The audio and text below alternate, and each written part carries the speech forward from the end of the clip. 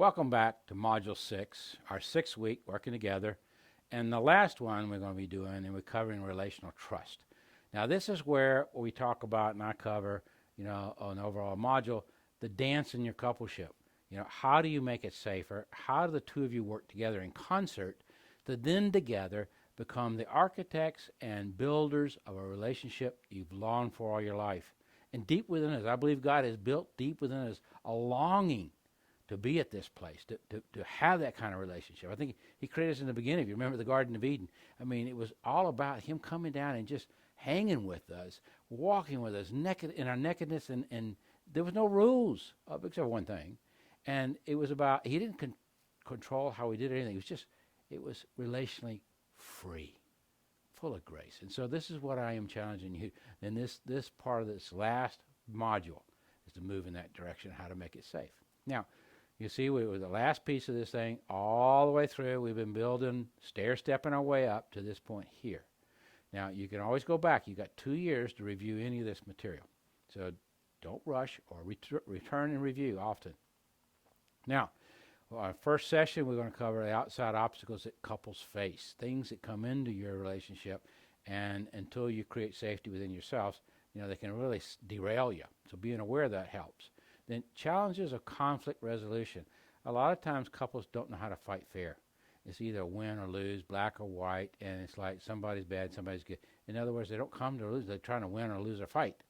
And so we're going to look at that. And then building a list of danger areas of how can I avoid getting into trouble in the middle of a fight and what causes me to shut down the trap door. And I'm thinking with a monkey brain, and I am not doing well. You cannot resolve anything.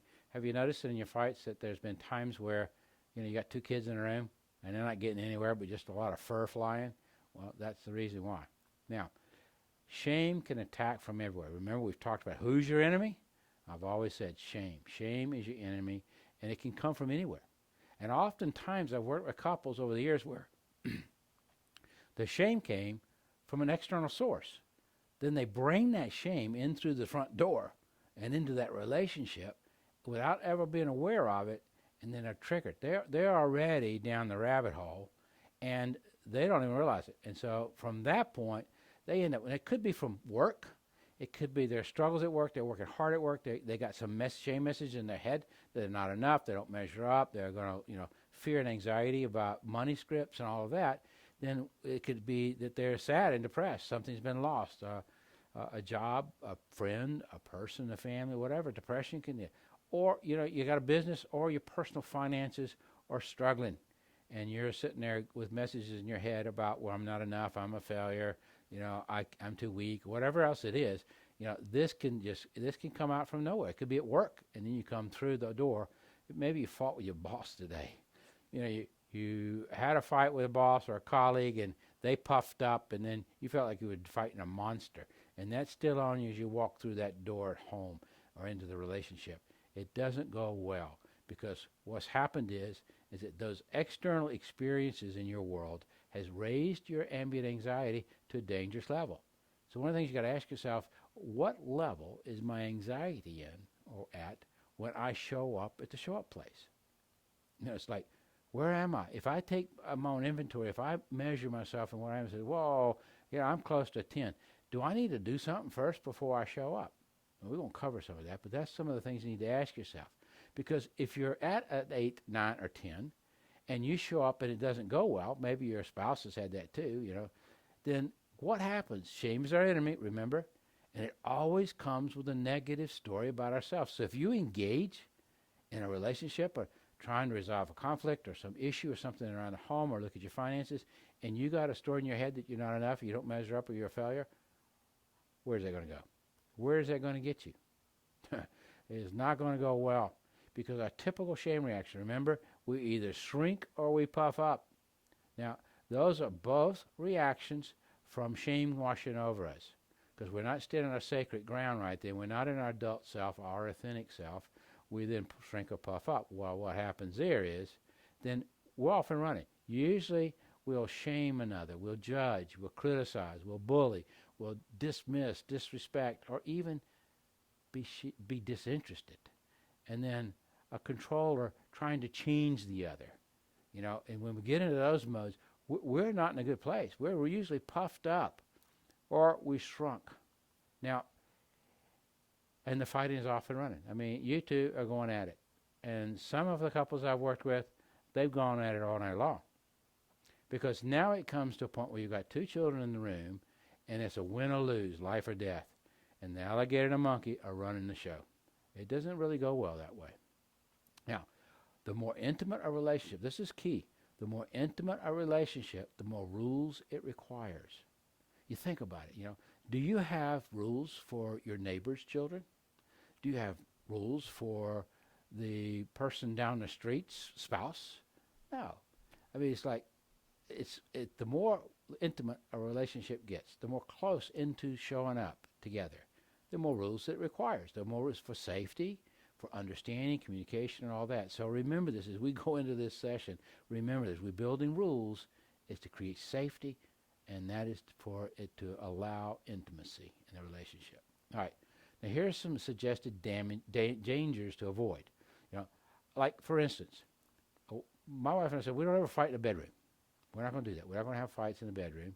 We're not going to ever do it before 8 p.m. And the older we get, we've changed that. We don't do it at 6. We don't cover challenging or difficult conversations late at night. We're too tired to go there. Now, we're not in front of the children in public. You might have some no screaming, posturing, or swearing. You may have in there, no case building, no historical data, no bringing others into your conflict. I mean, if like you two are trying to work out and resolve a conflict, you don't bring in somebody's mother or father or uncle or aunt or whatever else. You don't bring those in. That's not going to help your argument. It won't help you resolve your conflict. They're not there to help you anyway. Now, this is what I recommend. All timeouts honored with a commitment to return within so many hours. So we don't feel like, this is never going to take place or nothing's going to ever happen. You need timeouts. Now, these are suggestions that you're going to put into something I'm going to tell you in a minute, into what I call your conflict resolution agreement. Okay? Now, you need limited time spent trying to resolve something. In other words, if you don't come to something within a period of time, then say, okay, we'll stop and take over again later.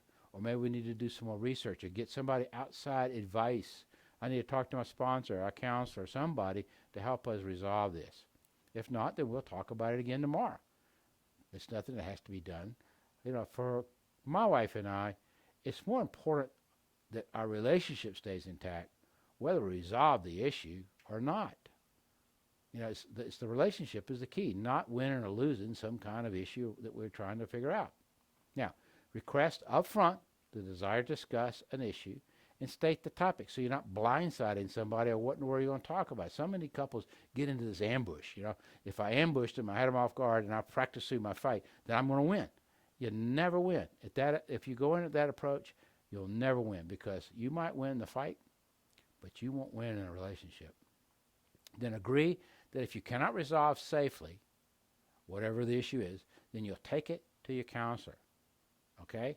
That's an agreement early on. My wife and I made that early on. Says if we hit something we can't get around, are we committed to going to a counselor to get us the help that we need? And I'm a counselor. But there are times counselors need counselors, and I'm not ashamed of that. I'm glad I did it. It was the greatest experience I've ever had. I loved it.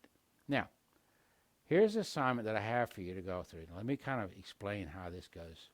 I want you to not do this together. Separately sit down and make a list of behaviors that she or he does that shuts you down in a conflict.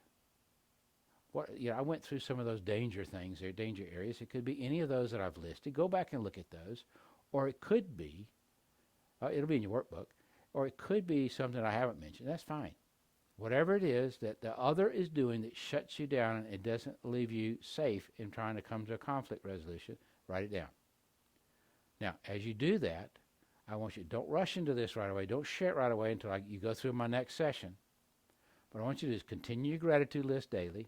Now, remember to include your spouse. You've begun this session, or actually the last session, including your spouse on that. Okay? Remember to continue to do this. Continue your daily times with God. Remember, that just 2 minutes, man. Listen. Hear what he's got to say. And then the daily breathing exercises. Continue to lower your ambient anxiety. Okay? Now, there's some of the things that I've said in the past I want to remind you. Eliminate some of the late night TV. Eliminate blue lights late before going to bed, like your Apple, your phone, your iPads, your pads, whatever else, any kind of electronic stuff that's got that blue light here. Eliminate that. It makes it hard for you to sleep. Okay? Now, as you work on this stuff, begin to just be sensitive and aware of you, inside you. What creates the lack of safety? Okay? Then I'll see you at the next session. Thank you.